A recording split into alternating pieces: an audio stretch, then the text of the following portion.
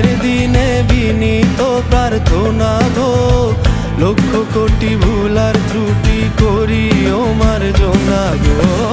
শোনাইব তোমারে আজ করেছি বাসনা গো, ঐরাবতের হৃদয় হতে ক্ষুদ্র এ রচনা। আমি কি করিব, কোথায় যাব, কোন সাধনে পাবো গো, আরেকটি বার তোমারই দর্শন,